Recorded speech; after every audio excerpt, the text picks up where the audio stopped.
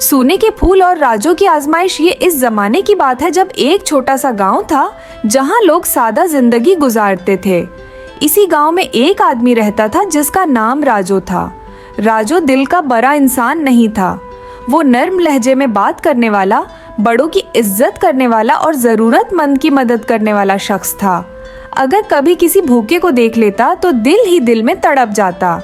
मगर राजू के अंदर एक बड़ी आदत थी जो बरसों से उसका पीछा कर रही थी। वो चोर था। राजू ने यह रास्ता शौक से नहीं चुना था, मगर वक्त के साथ वह इसी का आदी हो गया। इसके हाथों में ऐसी सफाई थी कि अगर वो अंधेरे में भी किसी चीज को उठाता तो किसी को खबर तक न होती।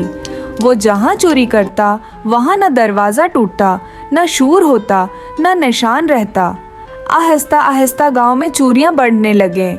लोग सुबह उठते तो देखते हैं कि सामान गायब है। पूरे गांव में शोर मच गया कि आखिर ये चोर कौन है। मगर किसी ने भी राजू के बारे में नहीं सोचा, क्योंकि वो बाहर से एक शरीफ इंसान लगता था। वक्त के साथ राजू ने इतना माल जमा कर लिया कि अब उसे चोरी करने की ज़रूरत नहीं रही थी। मगर मसला ये था कि आदत ख़त्म नहीं हुई थी। अब वो चोरी कम करता था, मगर दिल में वही पुराना शौक जिंदा था। एक दिन राजू ने सोचा, मैं यूं ही घूमता फिरता रहता हूँ, क्यों ना आज जंगल की तरफ चला जाऊं। वो शिकार के बहाने जंगल में दाखिल हुआ। शिकार तो इसके हाथ ना आया, मगर रास्ते में जो भी कीमती चीज नजर आती वो खामोशी से अपने थैले में डाल लेता।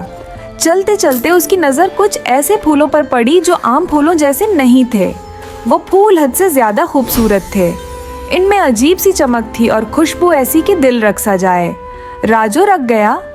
उसने खुद से कहा, मैं उस जंगल में पहले भी आया हूँ, मगर ये फूल कभी नहीं देखे। वो आगे बढ़ता गया, फूलों को देखता गया और इसी दौरान सूरज गुरूब हो गया। जब उसने वापस मुड़ना चाहा तो अंधेरा इतना गहरा हो चुका था कि रास्ता नजर ही नहीं आ रहा था। वो भटक गया। आखिरकार उसने फैसला किया कि वो रात यहीं गुजारेगा। वो फूलों के करीब बैठ गया, पास बहुत ही नदी से पानी पिया और थका हारा सा गया। सुबह जब सूरज की किरणें उसके चेहरे पर पड़े तो उसकी आंख खुल गई। वो उठा और साकित रह गया। वही फूल अब पहले से कहीं ज़्यादा चमक रहे थे। ऐसा लग रहा था जैसे वो रोशनी पैदा कर रहे हों।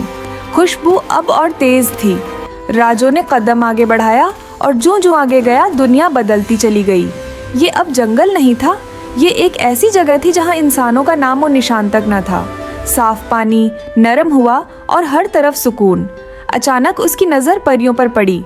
खूबसूरत, नाजुक, रंग बिरंगे परों वाली परियां कश्तियों में बैठी हंस रही थीं, बातें कर रही थीं, जिंदगी का लुत्फ उठा रही थीं।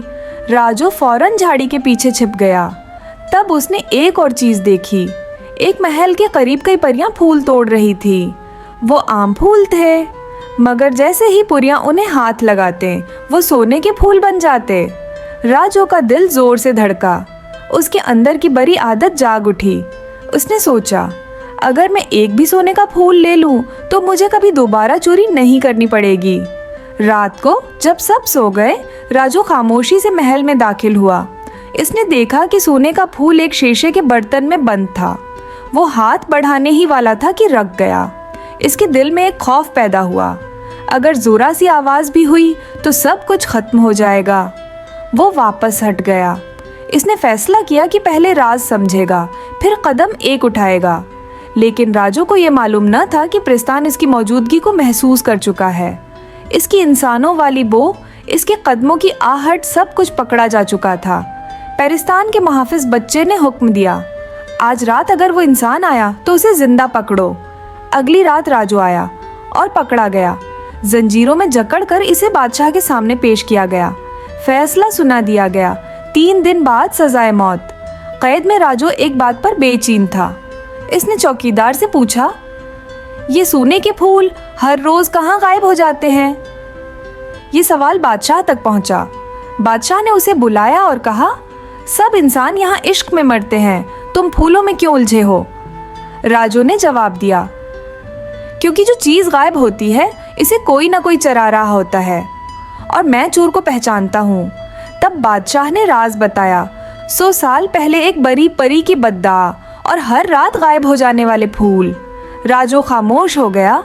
फिर उसने आहिस्ता कहा, अगर कोई इस परिस्तान को लौट रहा है तो उसे रोकना मेरी जिम्मेदारी है। बादशाह ने शर्त रखी, नाकाम हुआ तो फौरन मौत। राजू ने सिर हिलाया। परियों के बादशाह ने आहिस्ता आवाज में कहना शुरू किया और इसकी आवाज में सदियों का बोझ था।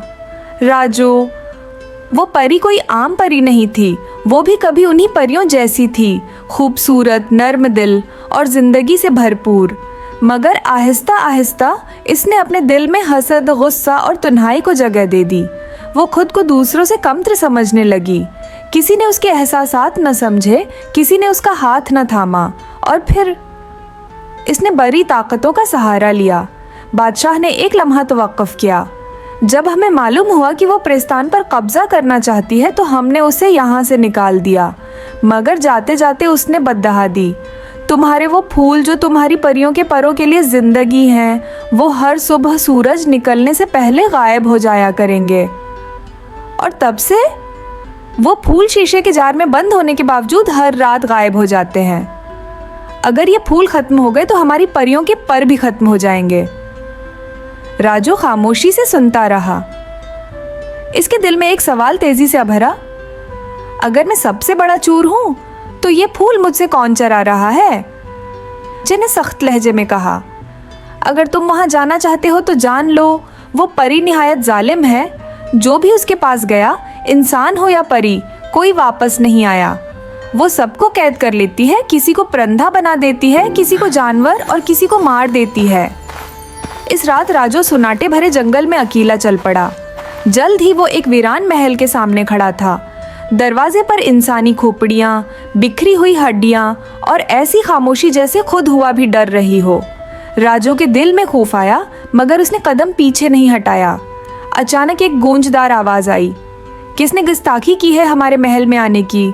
राजू ने हिम्मत करके कहा, मैं दुश्मन बनकर नहीं आया। वो आगे बढ़ा और फिर उसने उसे देखा। बरी परी, अकेली, वीरान महल में, खूबसूरत मगर आंखों में दर्द। राजू ने आहिस्ता कहा, आप इतनी खूबसूरत हैं, फिर इस तन्हाई में क्यों रहती हैं? ये सुनकर बरी परी चौंक गई। इसकी आंखों में आंसू आ गए। वो बोली, जितने भी आए सब ने मुझे बरा कहा, मगर तुमने मुझे इंसान समझा। राजू ने नरमी से कहा, मैं तुम्हें मारने नहीं आया, मैं बात करने आया हूँ। कुछ ऐसा था जो इसकी आवाज में था, सच्चाई और दर्द। बरी परी ने उसे महल के अंदर बुला लिया, खाना पेश किया। राजू ने एक लम्हा शक किया, फिर एतमाद कर लिया। बरी परी पहली बार खुश थी, किसी ने उसके साथ बैठकर बात की थी। आखिर राजू ने कहा, बद्दा वापस ले लो, नफरत में किसी का नुकसान नहीं, सबसे ज्यादा नुकसान अपना ही होता है।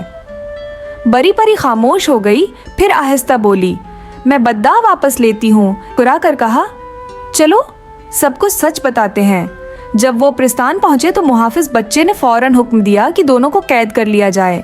राजू चीख उठा, यही तुम्हारी गलती थी, सख्त कानून, सख्त दिल, इसी ने उसे बरी बनाया। राजू ने सब कुछ बादशाह को बता दिया। बरी परी ने कहा, मैंने बद्दा वापस ले ली है, अब मैं जा रही हूँ। बादशाह ने उसे रोका, नहीं, आज से तुम हमारी सरदार हो। इसी लम्हे बरी परी की स्याही खत्म हो गई। वो एक बार फिर खूबसूरत नूरानी परी बन गई। फूल दोबारा अगाए, परियों के पर चमकने लगे।